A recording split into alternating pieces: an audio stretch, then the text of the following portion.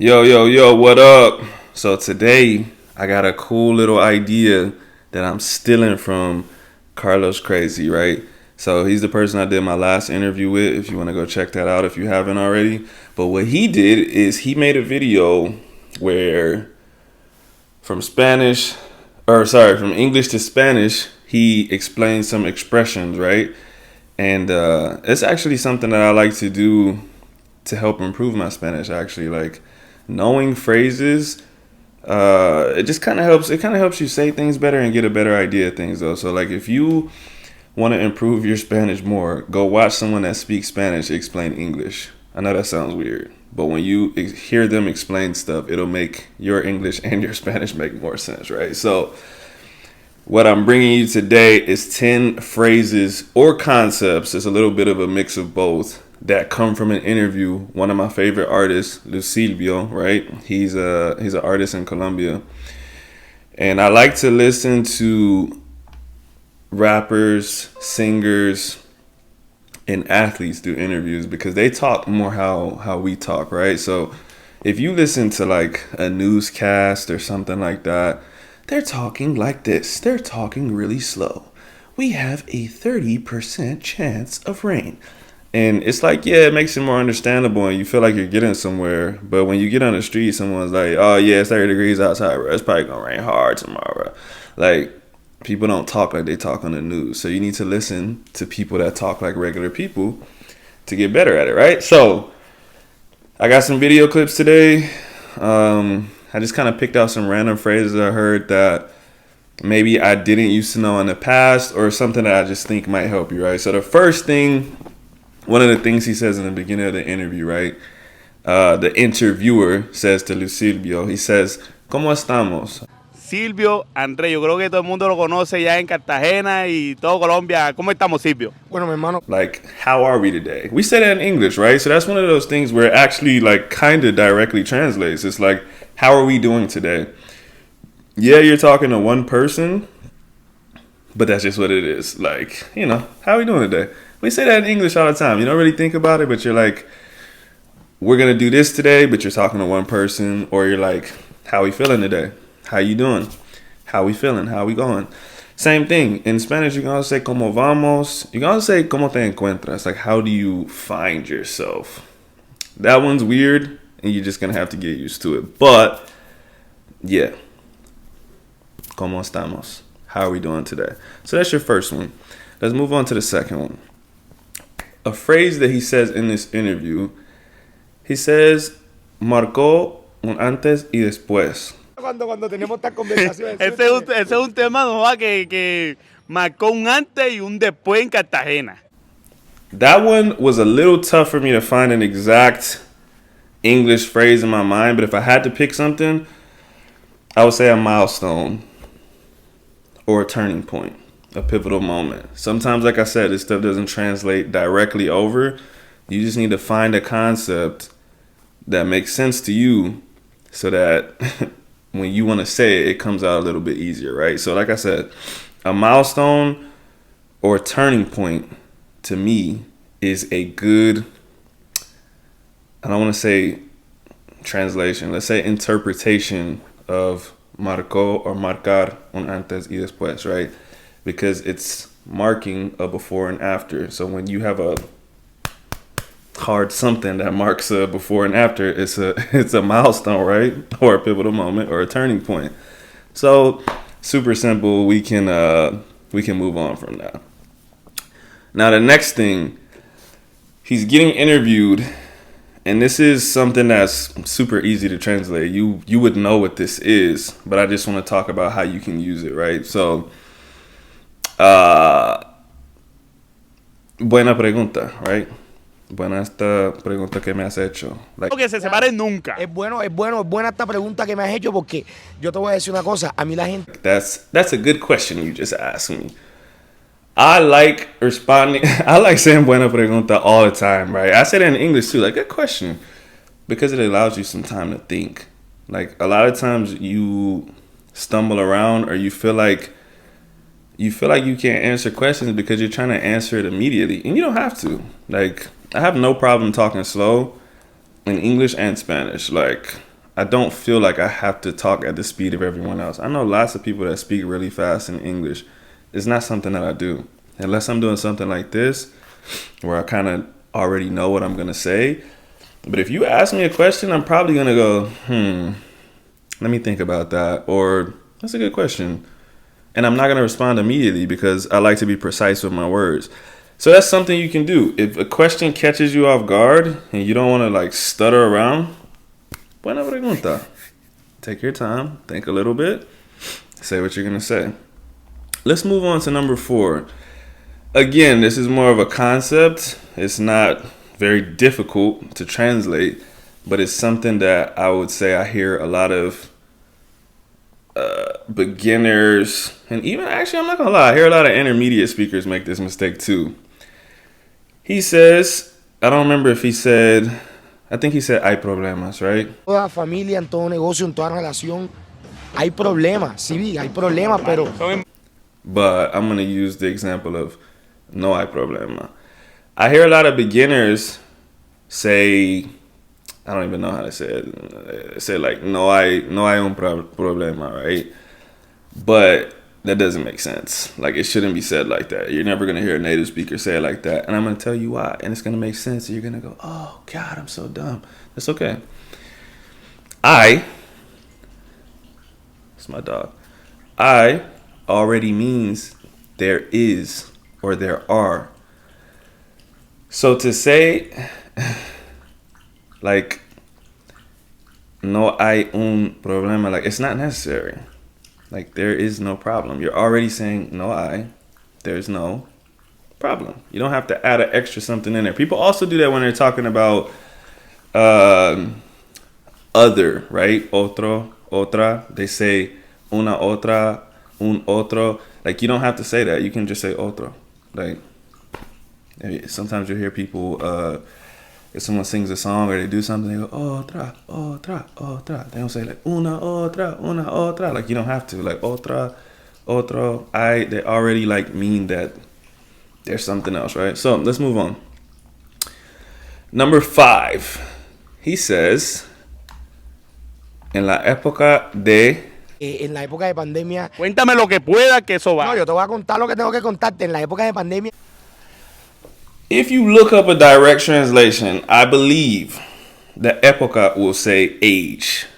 But where I'm from in the South, where I'm from in Texas, we would say in the... You good, bro? We would say in the era of. And I think that rings a little bit better, right? So in the era of the quarantine, I'm pretty sure that's what he said. I don't remember. But he said, in the era of the quarantine, blah, blah, blah. Age, you can say age. You can say in the age of blah, blah, blah. But that kind of sounds like a scientific term, right? Like the Paleolithic age or something like that. Like, I feel like it's more common to say in the era of. So I'm just trying to give you different things that you can think about to make these phrases make sense in your head. If you say age in English, then that's what you need to think about. But if you say era like me, like I'm from an era where blah, blah, blah, that's going to make more sense in your head for this, right? Number 6, he's talking about something and he says, tenemos un montón, blah, blah, blah. En realidad tenemos un montón de música buena. If you haven't heard this expression before, or if you have, this is just saying we have a lot of. So, un montón. Native speakers say that way more than they say mucho. Like, mucho and muy, like, to me is like very like basic. I just started speaking Spanish. Muy. Oh, mucho. Like, native speakers, like, most of the time, they're gonna say un montón. I guarantee you, like, you're gonna think about it now. You're gonna be watching stuff. You're like, dang, everyone says un montón. So I'm just trying to bring you something that you can use the next time you have a conversation or something, right? So, un montón, like, that sounds weird, but like a mountain, like a pile of, like, you know, like I said, I'm from the South, so I can tell you some more urban phrases that I would use, but it's kind of the same. I don't usually say like, oh yeah, I have a lot of this. Like, I'll be like, I got a gang of those. Like, I got a gang of these. Like, or hella. You know what I'm saying? We got hella this, we got hella that. I don't really say a lot of. I have a lot of blah blah blah. It's just not my thing, you know.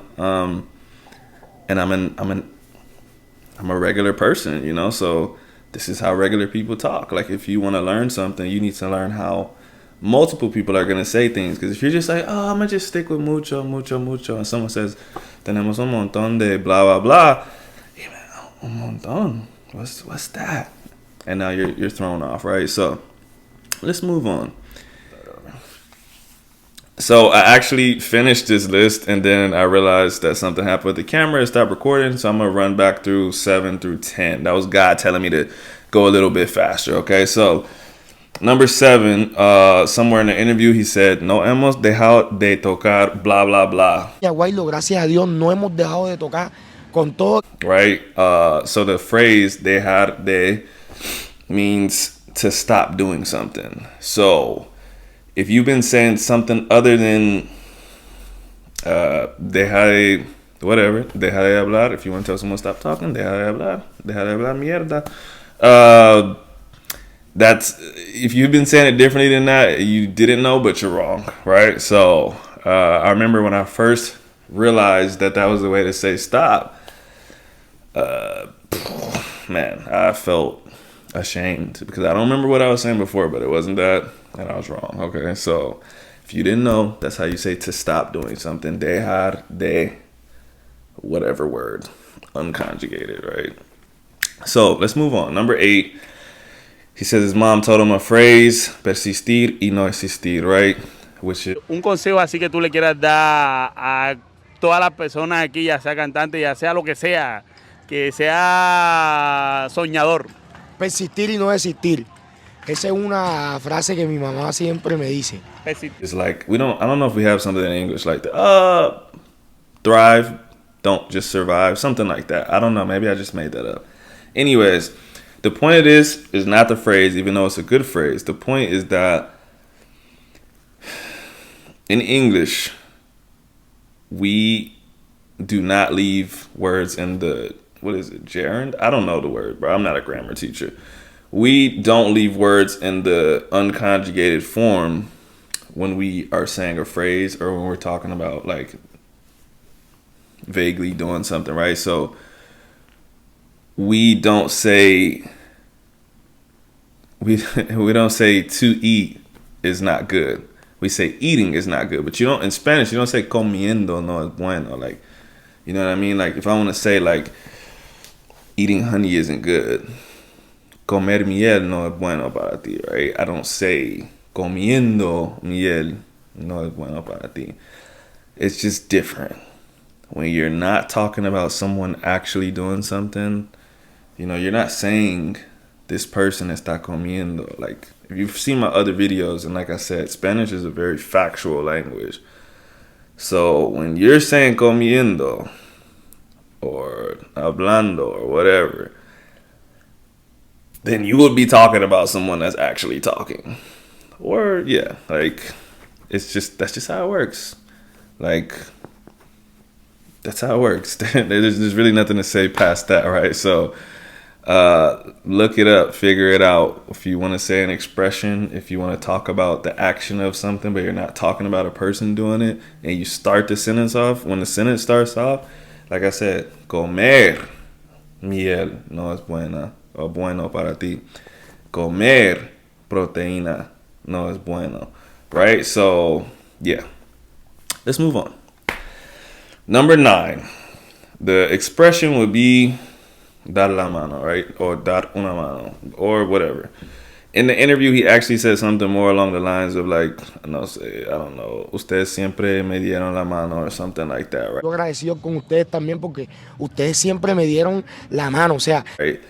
That's a pretty direct translation, like to give a hand. Depending on where you're from. Bro, my phone is just going crazy today. All right, let's finish this up fast. Like I said, it's more common to hear lend a hand, but whatever. It's a pretty direct translation. Last one. He says, nosotros desayunábamos, right? Desayunábamos. 4 más. Nosotros desayunábamos 6 con mi cosita. And this is important because native speakers do not really say like, vamos a comer desayuno or something like that, right? They use desayunar. They will say desayuné. Like, they use desayunar, almorzar, cenar. Like, we say, you know, we're going to eat breakfast. They just, I breakfasted. Like, that's just how they talk, bro. Like, so you just got to get with it, man. Like, we say, I'm going to do breakfast at 8. You know, it sounds weird. It's like we're going to do a breakfast date, but we just say, hey, let's do breakfast at 8. All right, let's do breakfast. That's just how we talk. If you want to sound like us, you got to get with it. And so when you want to sound like a population, you have to talk like them. So start paying attention. You're going to notice that that's how they say those things, right? So I'm going to cut this video now just in case the camera goes crazy one more time. If you like the video, give me a like and comment so I know. Not to like blow my YouTube up, but like literally just so I know that you found the video helpful. If you don't like it or comment, I'm just going to think that the video sucked. And I'll never do this concept again. So if you got anything from this video, like it, leave a comment. Okay, I need to go to bed. Thank you for watching. Hope you liked it. Peace.